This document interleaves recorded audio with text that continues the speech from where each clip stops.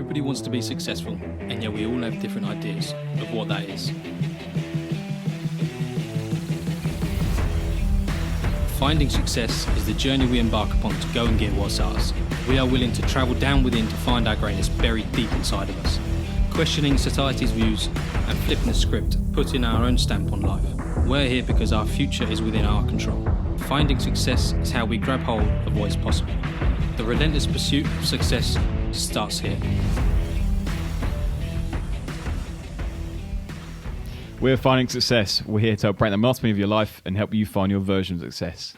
Welcome back to another episode, guys, with me, Adam. And me, Alex. How you doing, Alex? I'm good. How are you? Yeah, very good, thank you. Very good. Today we've got a very exciting episode. Back with our little series we're doing on successful business people in their own right. In our own right, we call them successful, but to them they might not be. Finding success. Today we're going to talk about a very, very clever, smart old chap by the name of Bill Gates. Let's get started. Go on. Straight in. Would you say he's a household name? Kissing. He's got to be a household name, hasn't he? I think he is. Growing up, 95, Windows. Yeah. Everyone had a Windows computer. I didn't know anyone. I didn't know Mac existed. No. Until like early to mid 2000s. So yep. Windows was a household name it was, in my opinion. Windows was definitely a household name. Yeah, 100%. But do you reckon Bill was? No, I don't think he was. I don't think he was. I think it's in more recent times he's become a household name. Yeah, Bill Gates wasn't really a name that was readily available to the world, because if you wanted to find out who Bill Gates was, you had to search it through Windows. You didn't really have the time. Well, if it worked, you didn't really have the time to go on the internet and find Bill Gates or who made Windows. You were doing other stuff like playing noughts and crosses or whatever, or Snake. Snake and do you know what I mean? That tennis one. Yeah, exactly. It's, we had better stuff to do. That's right. Not find out who made Windows. Geezers, who's given us the ability to do all these things. Exactly. Right, should we start off with his parents? You can start with his parents. Go for it. I'll just mention, because I found this quite interesting. I didn't know this originally. His grandparents on his mother's side were bankers. They opened the first national bank of Seattle. Did they? Yeah, wow. They're quite wealthy individuals. Yeah, it sounds like it.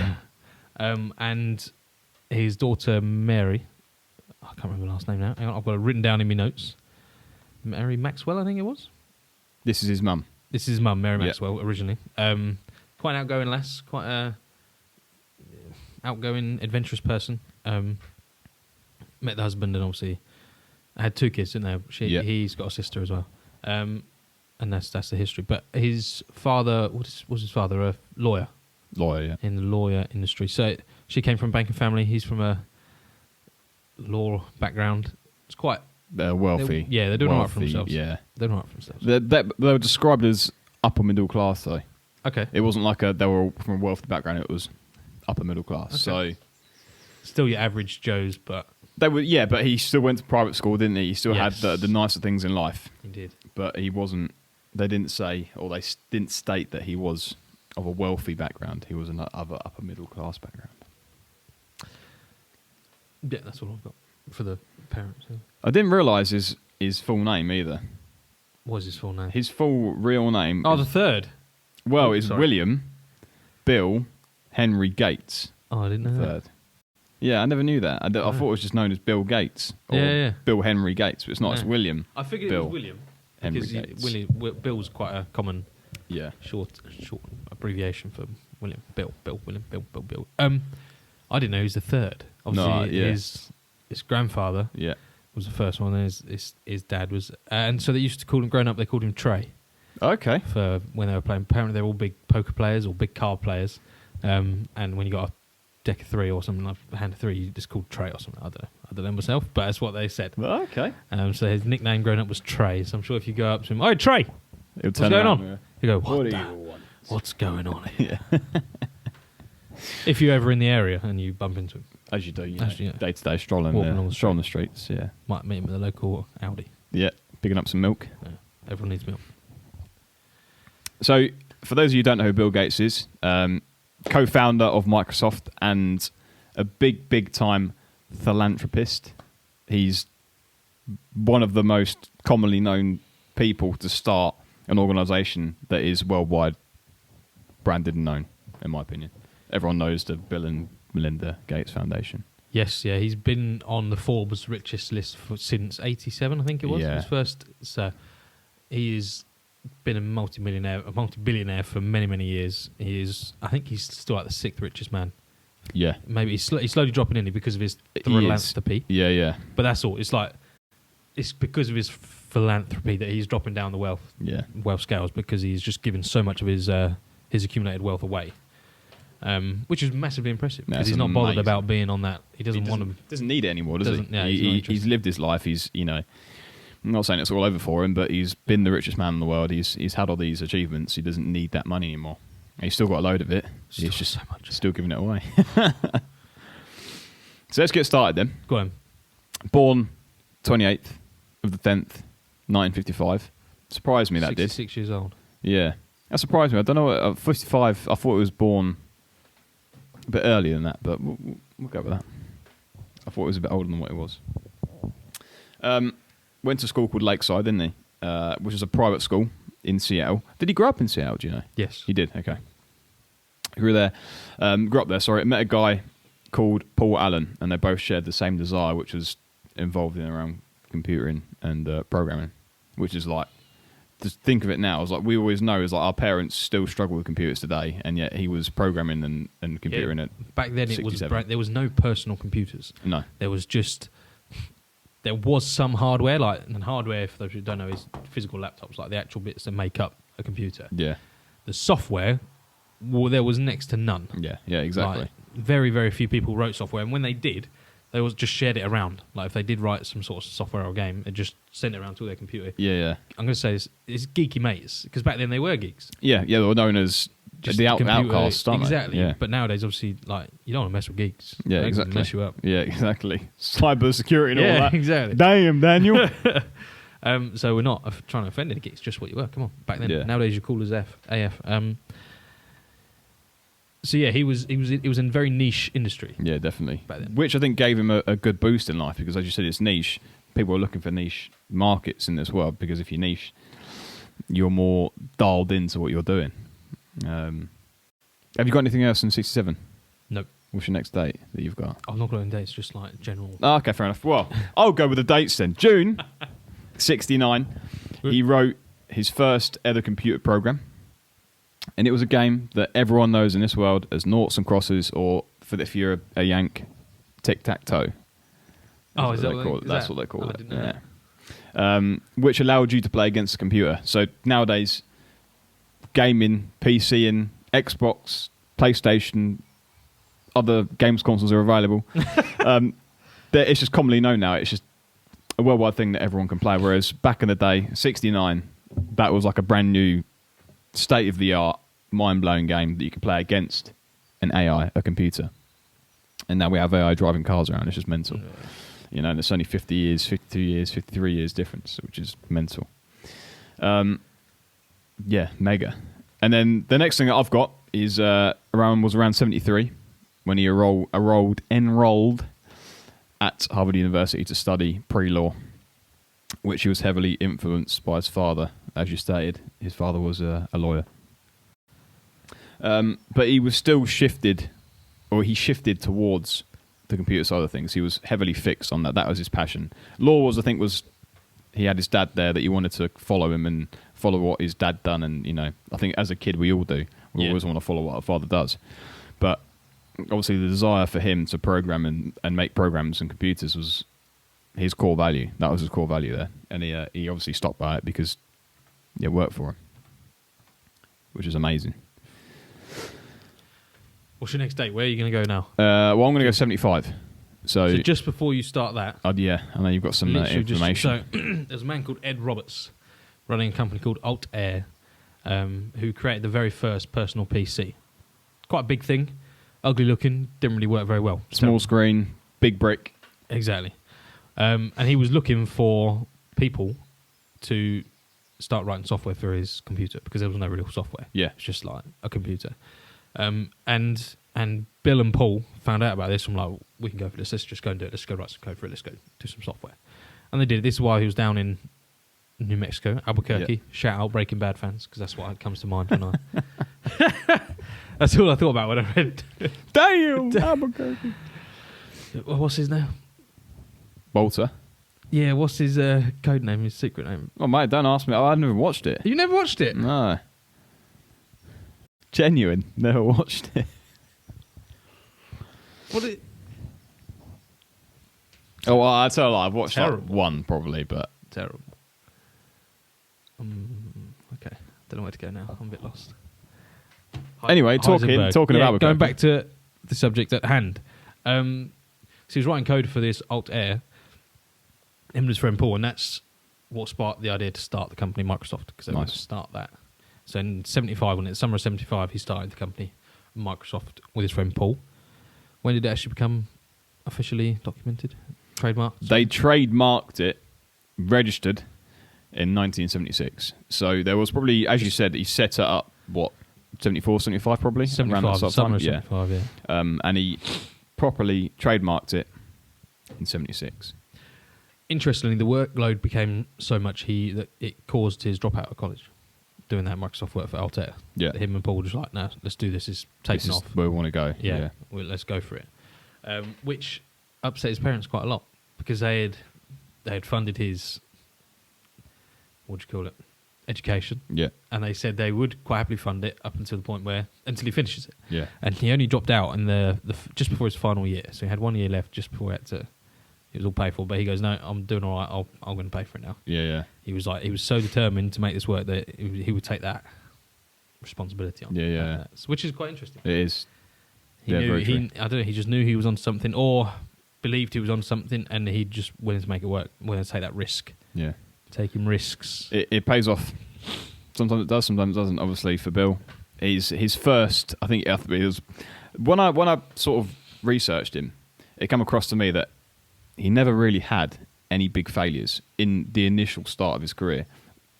Starting the programming thing, obviously it took a few tries to make the program work, but it wasn't like he gave up for 4 years and then come back to it.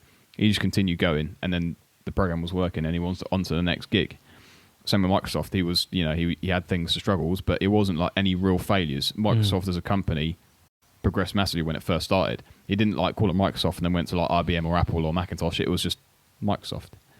So I think he's almost a very, very rare person in that respect, is that he didn't actually have to fail that many times, as in his initial business. Yes. It stuck through. Fair point. But he does openly admit that the first the first Windows operating systems were trash. Oh, 100%. They were terrible. 100%. And he openly admits this, which is quite interesting, because they were obviously his own sweat and tears into that. Yeah. So it was never perfect. He admits to it. It was first work never being perfect, which is what we say quite a lot, isn't it? It doesn't matter about your first podcast. Listen to this first podcast. It sucks compared to where it is now. Yeah, definitely. Same with just anything. Just as long as you're doing something, it's better than doing nothing. Yeah, get it out there. Trash. The first iPhone, same thing. It's trash. Yeah. Now look at where they are. They just constantly develop it. Do you know, I'm going way ahead of schedule here, but when he first was designing the initial Windows, obviously it was just ones and zeros. It was lines on the screen. Then Steve Jobs came to him with Macintosh and said, well, what do you think of this program? I think he was doing some work for it. And he saw the idea and goes, wow, I've got to scrap this because this is 10 times as good as what I had previously. And then he rewrote the whole program. Did he? So that there, as in Steve Jobs, probably made him Bill Gates who he is today because of that very program that he saw, and he completely changed his whole route of where he was going with it. And that was due to just the ease of use, wasn't it? Oh, yeah. The Macintosh was this is the operating system that Apple were running at the time, because they were both companies at the same time, weren't they? Yeah. Both going for it. And yeah, as you're saying, the Macintosh was just easy to use. They worked on it together for some point. I read that as well. And he was just like, oh my word. Yeah. We're not where we need to be. We need to up it. But you still see Microsoft absolutely everywhere for years and years and years. 100%. Yeah. So you've got a Mac dinger. A Mac dinger. Yeah. I've got an old Windows dinger here. You'd say yours is easier to use, wouldn't you? Even today. So this is it, right? You take a Windows user through and through. Yeah. You put them on a Mac. their mind's blown because they're completely lost. Yep. Like the getting rid of programs is top left rather than top right. Scrolling is that rather than that. It's all completely different, but the ease of getting used to it, it's a lot quicker. You can get the shortcuts around a lot quicker. You've got the command button. You've got all these types of things that you can use in shortcuts that are a lot easier to use. With Windows, mate, I wouldn't know what I'm doing with Windows anymore. I really wouldn't. Don't get me wrong, I use Windows for day-to-day work. Just checking my emails and sending emails and just using a few easy programs. I wouldn't say I'm a wizard on Windows at all. Whereas now, if I want to take a screenshot of this, I know what I'm pressing. Yeah. If I want to take a video, I know what I'm pressing. If I want to do something, I know what I'm pressing. Whereas, but the ease of use, I think Mac all day. So we use Microsoft at work massively as well. Like literally every program is run by Microsoft. Yeah. And I think it works really well. Like the whole company, it just works really well. Teams is actually a really cool thing as well. Yeah. When it's so big, it's fantastic. But it's still quite old school. It is. To me, right, when I look at Windows, I still visualize the little windows, like the screen pop-ups you get, a square. Yeah. Like Mac's nice from around it, and it's got like a 3D effect to it. It kind of shines off in the background. You get Windows, it's square. Like your cross 2D. Button is never changed since Windows 95 probably. Do you know what I mean? Whereas it's just like Mac's just progressively made things easier and more visual for people, and more visually appealing. Windows, I think, is probably more simplistic in some ways, but in other ways, it's also harder to use. But could you argue that keeping that so simple, looking at everything throughout the years, it's just changed slightly? Yeah, it hasn't changed massively. Yeah, but I think Apple's probably the same. Fair. But it's like the iPhone. Yeah. When the iPhone first came out, it was just an iPhone. Then it went to a 3G, and it didn't really change. It was just a cellular chip that changed, and then it went to a 4G, which is from rounded edges to square, and then it went to 5 and so on. And the world is history was made. Because realistically, Apple hasn't changed its iPhone. It's really not, has it? When you think but Windows has changed its phones quite a massive way. Like when they first released a Pixel or something, it was rubbish, and then the number 2 or whatever was world difference. So they've all just progressively changed. I think Mac has stuck with its own background. They're just gradually gone forward, and Windows is the same. Would you say as well the Apple products appeal to the modern day? So I'm thinking, filmmakers, YouTubers, they all use Apple products because they're so easy to do the editing, the filmmaking. Everyone I see doing that sort of stuff has the latest Mac or what's the big desktop one? The iMac or whatever. Is that an iMac? Yeah. Well, I don't know. But they're all using those. They're not using the average Windows. I think it's two things. I think the ease of use and the way that the Mac's programming is run, it makes it easy to use, and it's all very smooth and very clean and very clear cut and doesn't cut out now and again. I also think it's an influencer style of thing. If you have a Mac, you're instantly higher than someone that's got a Windows. It's so materialistic. I'm sorry, but it is, isn't it? When you look at someone, right, some important businessman who's in Starbucks drinking a mochaccino dingbus, right, like 18 cups of something, and he's sitting there with his Mac. Everyone goes, "Oh wow, he must be a busy man." He's got his Apple AirPods and his iPad Pro sitting opposite him while he's watching Bloomberg, right, and he's on his Mac doing something. Everyone thinks, "Wow, he's professional." You go to someone who's like having just a Windows computer and a cappuccino or a black filtered coffee. They're like, "Wow, that guy's lame." Do you know what I mean? But no, it's like visual. Like I think the visual look of a Mac, people go towards that product because of that. Okay. Not because it works. We all know it works. It's a brilliant product. I'm not talking Mac down because I love them. But Windows has a simpler product that works just as well. That actually all the programs you could possibly want run on Windows, but you have to get a converted version for Mac, or you have to get a special version for Mac. 9 times out of 10, all trading software is all on Windows. If you want to trade, you get a Windows laptop or a Windows computer, because Mac's useless for trading. There's a few programs you can run, like stuff like TradingView, but the majority of trading software is all on Windows. Interesting. So yeah, in other words, yeah, I think you're right. The ease of use on a Mac and the ease of editing and pictures and stuff, graphically, with the displays that Mac come across and the processing power that it has, it looks great and it works. It's perfect. But with Windows, I think the power, the storage, compared to this, worlds apart. You know, you got a terabyte, whatever. I've got 250 gig or 512 gig or whatever you get. You know, there's twos and fros on two in two different ways. I think personally, I think I made a bit of a mistake buying the Apple one because I wanted to go into trading, which is why I should have bought a Windows laptop. But for everything else in my life, minus trading, I'm Apple all the way. Interesting. Let's get back to subject. Sorry. Stop comparing Apple. We went down a big tangent. That's probably my fault. I shouldn't have brought it up. But it's, going back into that tangent, though, would you agree that when you see someone sitting at a desk with an Apple laptop compared to someone sitting at a desk with a Windows laptop, do you instantly judge that person a certain way? I never judge anybody. Really run that question and tell me the truth. No, is it like a business person? A business person. If I'm totally honest, I wouldn't. Walking into a coffee shop, I'm more focused on what I'm doing, getting a coffee and looking at the food. Oh, what can I get? You know, that's expensive. Yeah, fair. I don't really look at other people that much. Good.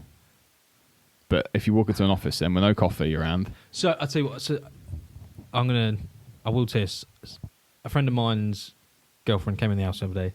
She whacked out a new Apple Mac with the touch bar thing at the top, really racy. I go, cool, blimey. Yeah, that's racy. You got a bit more money than I thought you did originally. And it's...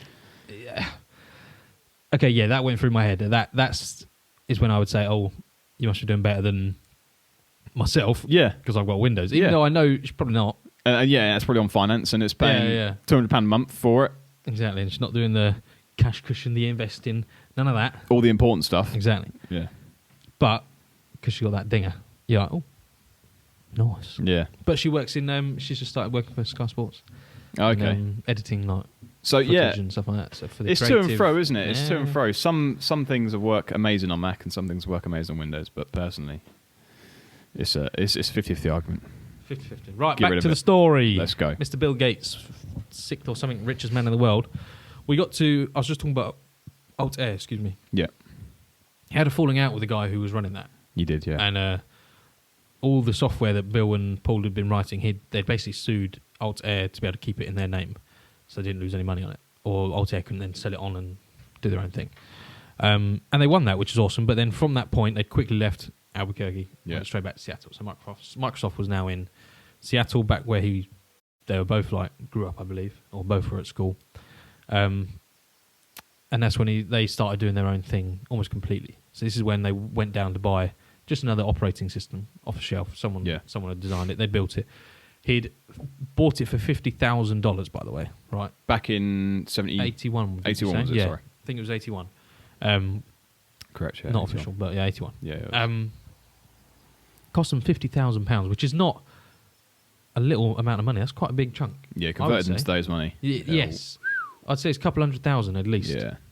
Maybe getting close to $500,000 for an operating system, which is big. And he didn't actually know it was going to work. He didn't actually know it was going to take off. It wasn't tried and tested. It was a new thing. They hadn't started Windows yet or anything like that. This was like the very first operating system they'd done. And he tweeted, and he worked a treat, to be fair to him, luckily. IBM, which at the time was a huge corporation. Oh, massive. I think they're one of the top 20 biggest companies in the world. Yeah, exactly. They're like Apple today. Yeah. Like IBM were huge. And he managed to do a deal with them to basically supply all their computers with Microsoft operating system, Windows. I don't think it was Windows. I think it was still Microsoft on it back then. Yeah. And he was like one of the first people to do the licensing agreement. So instead of IBM buying the product and just putting it across all their computers, every computer that had it had to pay a fee for having it on that computer. I think it was a yearly fee as well, wasn't it? Yes. It was. So that's when the money started pouring in, because IBM had so many computers in their warehouse or whatever. Warehouses, even just the ones they were running their businesses off. Every person had to have the Windows so they could all communicate, just like they do today. And he was onto something big then. Yeah, unbelievable. That's when it started to blow. And the best thing about the licensing thing is that he could then sell it to other companies. So IBM were making these hugely expensive computers that other people couldn't quite match, but there were some other brands coming up, they're making them cheaper for less money. Not as good, but more affordable. So your everyday person, your everyday Joe, or not everyday Joe, but I guess everyday companies, smaller ones, could get involved in computing and grow their business like that. So he was able to sell that same licensing agreement to every other manufacturer of computers and every other person that was buying computers. So he suddenly had almost a monopoly. Oh, mate, 100%. 100%. It's just everything has just clicked at the right time. He was just there, right time, right place. Just figure how many people that were employed by IBM back in the day. Yeah. And as you said, people that were coming up and making new brands.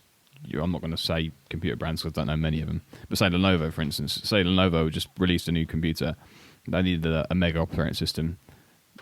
Bill goes, here you go. Here's a table. Here's the operating system. Slap it on your hardware. It's £400 a year. Away you go. Laugh. Just raking it in. At the same time, in 1981, was when Paul Allen, leaves Microsoft after developing Hodgkin's disease. So this is where I think Bill kind of reverted now. He's not on his own, but he's lost the guy that helped influence Microsoft everything from day one. So he then had to not reconsider his position, but go, right, this is how I want it to run, this is how it's going to go. You know, I've lost the main man that brought the program with me, so I've got to work by myself and keep pushing on. Amazing. It's truly amazing. So between this time and 85, all of that, Bill being quite business savvy really in the licensing thing, it just led to rapid expansion of Microsoft. It was just absolutely everything. I think he had almost 40% of the industry at that point. It was a huge thing for such a small company. So in 85, they made $140 million in profit, in sales, not profit, but in sales. So again, I don't know what that would be. I think that'd be billions these days, wouldn't it? Stupid. Really incredible money. And that's when, hang on. Microsoft. So Windows 85 is when it first released the Windows operating system, in its attempt to fend off the Macintosh, to fight that sector, fight Apple, of which, as we were saying earlier, Macintosh bewitched customers with its simplicity and ease of use. Yeah, very good words there. So in 1986, they went public. Microsoft went public. All right, so me and you could go and buy shares in Microsoft. IPO'd dingers. IPO'd in 86. So he still held on to 45% of Microsoft. Yeah. Which is why he became one of the wealthiest people in the world, because that is a huge portion of a company. Massive. The size of Microsoft as it was back then. Even back then, today. Now it's worth trillions, isn't it? I believe. That's ridiculous. Is it up there? 2 point something, I think, Is it? Last time I checked, Insane. Maybe 1.9 or so, I can't remember. Total, value. Yeah, and he was holding on to 45% of that back in 80. So it wasn't trillions back then, but it was worth huge amounts. So that's where most of his wealth started. 1987, he became the world's youngest billionaire. 87, so just 2 years. Yeah. Just a year after he went public. Age 31 was the world's youngest billionaire. 31 years old and a billionaire. Unbelievable. Yes, insane. It's in 87, a billionaire as well. Yeah. Unbelievable. Just 2 years after, realistically, the first version of Windows was released publicly, he became impressive. Billionaire. Unbelievable. And then there's a bit of a gap. I found there wasn't really much going on from. Yep. It's about 94, I think, was the next best thing that we found, which is obviously maybe 2 or 3 years earlier. He met a wonderful young lady known as Melinda. Fell in love. Melinda or Belinda? Melinda. It's not Belinda. Bill, yeah, sorry. Edit that out. Edit. He met Melinda and then got married in 94, and formed the Bill and Melinda Gates Foundation, or as Alex calls it, the Belinda Gates Foundation. The largest private foundation in the world. And this is where I think his big jump in philanthropy started, was by forming this foundation, this giving platform, as you would, to supply the world with food and water and it does do incredible things. Amazing we researched it a little while ago because who was it? Mr. Buffett is quite a big giver to the foundation. Didn't we? He is, yeah. They're quite good friends. We spoke about that. They do some amazing work. It is really good. And impressive that he started that so early on as well. I know he was a billionaire, but yeah, I mean, what would he would have been? He would have been late 30s. Yeah, when he first started that. Yeah, born in 55, so 94. Yeah. Amazing. And then 95 is the next thing I've got. He became the world's richest man alive. So at the same time, starting his foundation, the Melinda Gates Foundation, and Windows was racking up. Windows 95 was coming out. There and then, he became the world's richest man. At probably 40. Not bad. Unbelievable. And that same year, he introduced the world to Internet Explorer. That's when it was released to all of us. Yeah. Wow. Readily available in 95, and at the same time as it, Windows 95. The internet wasn't a thing when he started, was it? No. That's I got to get my head around that, because when you think Microsoft or Windows, you're like, it's the internet. It's computer. Computer is the internet. Whereas they were computers before the internet. Yeah, the internet was did not exist. Yeah, it did not, exactly that. And it was all new. So this Internet Explorer would have been all new. Is it Bing now? Or is it still Internet Explorer? Is that two different entities? It's two different entities. Okay. It's still Internet Explorer. Okay. Yeah. But even still, it's a whole new thing. They didn't really know what they could do with it. No, exactly. And look what it's done. It's changed the world. It has. You wouldn't be hearing us if it weren't for the Exactly. internet. Exactly that. Are they better off for it? Who knows? But no, you are. Of course You're better off for it. Carry on. But it's just that very, very step in the human race, you can almost say, brought us all forms of social media, all forms of music, streaming platforms, all forms of YouTube and Twitter and places to buy stuff, and eBay, and all these things rely on almost one thing that one man created. Yeah. Do you know what I mean?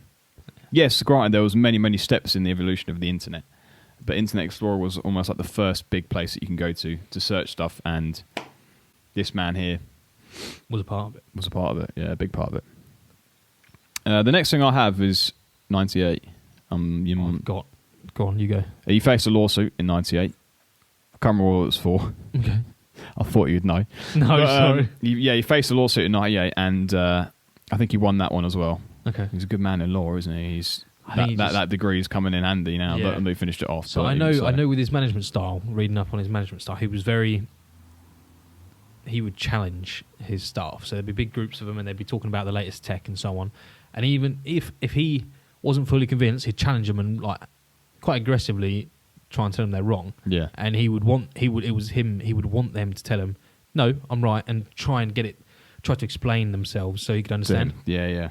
And if they did that, he knew it was a fantastic idea, they'd roll with it. Yeah. So I imagine he was very strong-minded, wasn't afraid of some confrontation, intellectual confrontation. So the lawsuits, I imagine he was just water off a duck's back, I imagine. Yeah. He'd been in verbal arguments most of his life. Not argument, but alterations. Onlookers would say they're arguments, but he would see them as just getting down to the meat, doing work. Yeah, just doing work, grinding. Works. Yeah. Because look at what his companies have accomplished. 2000. He steps down as CEO and becomes chief software architect. Yes. Architect. So he steps down as CEO of Windows, having started it 15 years ago. Prior to this, steps down and becomes chief software architect, which I think is what a lot of CEOs do. Jeff Bezos, for instance, stepped down as CEO of Amazon because it's done. He doesn't need to be there anymore. He's now just enjoying the process of what he's doing. And obviously, we all know that he enjoyed making programs and software. And so being a chief architect for that is where his passion lies. Exactly. Going back to his roots. Interesting you said that. The CEO of Gymshark currently is Ben...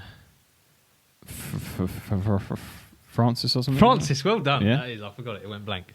He is now back to CEO, but he wasn't. He actually gave it up. So he stepped down, didn't he? He did. A few years ago. He openly acknowledged, going, to be honest, I don't think I'm capable of taking this to where it needs to go. I need to learn more.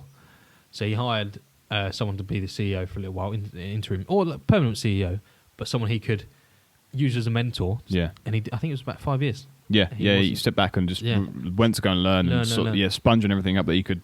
And like I said, he's now reinstated himself. And I think that's awesome. He could step down from his company, hand it over to someone that it's trusting. Exactly. Very that's trusting. a huge thing to do. Yeah. But it's very big of Ben to be able to go, do you know what? I don't think I'm right. That must have hurt. Or it must have taken a lot of thinking. It's a lot of guts as well, because being openly open about being not the most knowledgeable person in this world. Child, essentially. He's just gone, no, I'm... It's very mature, very interesting. And he's a young guy. Him, I think, 100%. Listen out for that one, because that's really good. Go mate. So he stepped down as CEO, but that was because he's almost in semi-retirement mode, and he built he was slowing down. Yeah. He was slowing down. Same as Jeff and other big CEOs that stepped down towards the end. It wouldn't surprise me if we see Elon come to that point. Yeah, he still likes creating stuff, but I think he's going to go into the similar sort of thing as going back to his roots in designing stuff rather than being... Well, he's very hands-on, isn't he, still? He is, I think they put him in CEO because the public love it. They love who he is. Yeah. They love the name. 2005, Bill received a knighthood from the Queen for his contribution to the UK, whether that be computer software, computer protection, making the UK a better place, moving things online. The Queenie, old Queenie, she loved it. Jubilee weekend. Yeah, exactly. And she knighted him for it. Along with Melinda and Bono as well. And Bono obviously done the same sort of thing as in giving. Yep. Philanthropy. What was it? First aid? Live aid? Live aid, that's it. The next thing I've got is quite a big gap. 2014 is what I've next got. Let's go. Let's jump. So, stepped down as chairman of Microsoft and serves as an advisor to support the current CEO at the time. And he dedicated himself, sort of shifted away from Microsoft and fully went into his foundation. He dedicated all his time, all his resources, all his contacts, smart people around him into dedicating to building that foundation up and creating new ways and things for the world to be a better place. Definitely, and I looked into some of his other investments over the years, and they're all to do with bettering the world. Yeah. Just something that increases the quality of the world. So a couple of them here was Ecolab, a global provider of water, hygiene, and energy technologies. Yeah, they're all those sort of companies that maybe we're not going to do. They're not going to be Microsoft billionaire $1 billion companies, $1 trillion market cap companies, but they're going to be doing good for the world, and that's what he's all about at the minute. It's looking after the world. And he's got 15 odd plus of these companies that he's been investing in over time. Which is awesome to see because he's putting his money where his heart is, and he's just following that. He's not really following the rat race. Yeah, exactly that. He's just doing him, and it's awesome to see. He's also, I was speaking to you about this before, he's a fan of the getaway holidays. Yeah. He will go and hide in a wilderness away from the internet, away from technologies, and just go and be him. Go and meditate, go and just be a part of, I think he called it earthing. Yeah. Just go and be a part of the world. Yeah, of culture, of, different tribes and whatever. Just go and experience life. Exactly that, and have no contact with the outer world. So he would do this for a week, a year at least. Disappear. When he was even in charge of Microsoft, he was doing this in the later years, not early years when he was coding. But later years, he found that to be massively influential. Yeah, massively definitely rewarding for his life. Yeah. 2020. Next thing I've got. Have you got anything before? No, I'm dead now. No. 2020. He is the fourth richest man in the world, and he's actually steps down from his board position at Berkshire Hathaway in 2020. I didn't know he had a board down. position. Yeah. He stepped down to dedicate himself to the Gates again. Yeah, fully involved in it. And then the final bit of thing that we have on him is May 2021. Unfortunately, his relationship fell apart, and him and his wife Melinda broke up and wanted to go their separate ways, which is fine. Obviously, he was capable of that, and he went with it. So there was no longer Belinda; it was now Bill and Melinda. No longer Belinda, I have to admit. That's all I have on him. But I want to talk about, before we close out, if you get a chance, I know it's still readily available because I watched it the other day again. Inside Bill's Brain on Netflix. 3 episodes, I think, an hour each. And it just goes through the whole situation of what we just explained. Oh. His childhood, how he grew up, how involved he was around books, because books were his life. Very common with Warren Buffett. If you haven't already, go and listen to that episode. It's a great insight into his life as well in a video form. So we know we've narrated it for you, but if you've got time, go and watch it as well, because it's just a great little 3-part series. Definitely. Mega. Anything else you've got to add? I just want to talk about he followed his passions. Like the reason for his success. Like, well, we've just gone through it, but I want to go through just a couple little bullet points of why I think he was successful. And it's the main one that stands out to me, looking at his past, is that he just followed his passion. Yeah. It wasn't necessarily the latest. It was the latest technology, but it wasn't well known as this is going to be the next big thing. No, not at all. Yeah. No one knew, this is going to blow up, keep doing software. Like we do these days. If you say to a young kid, what do you want to get into? I want to be a fireman. You go, nah, get into tech. Yeah, or crypto or something. Yeah. It's like, it's not that, this was not what it was like back then. But he just followed his passion. He ignored his father's request to be a lawyer or go down that route.